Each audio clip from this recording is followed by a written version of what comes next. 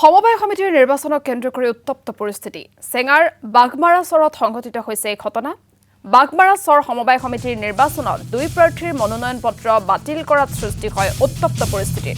সমিতিৰ নিৰ্বাচনত মহেশ্বৰ ৰবিদাস আৰু আসৰ আলী নামৰ দুই প্ৰাৰ্থীৰ মনোনয়ন পত্ৰ বাতিল কৰে নিৰ্বাচনী বিষয়াই ইয়াৰ পিছতেই সৃষ্টি হয় উত্তপ্ত পৰিস্থিতি আবদ্ধ কৰি ৰাখে নিৰ্বাচনী বিষয়াসকলক ঘটনাস্থলীত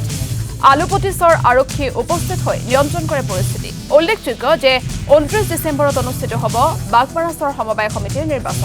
নিৰ্বাচনৰ বাবে মুঠ 31 জন প্ৰাৰ্থীয়ে মনোনয়ন পত্ৰ দাখিল কৰে যদিও দুজন প্ৰাৰ্থীৰ মনোনয়ন পত্ৰ অবৈধ বুলি ঘোষণা কৰে নিৰ্বাচনী বিষয়াই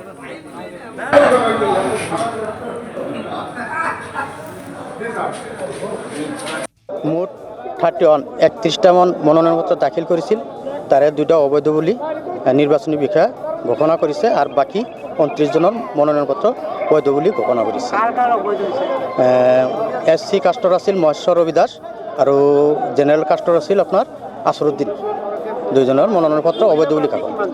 মহিলা প্ৰাৰ্থী 7জন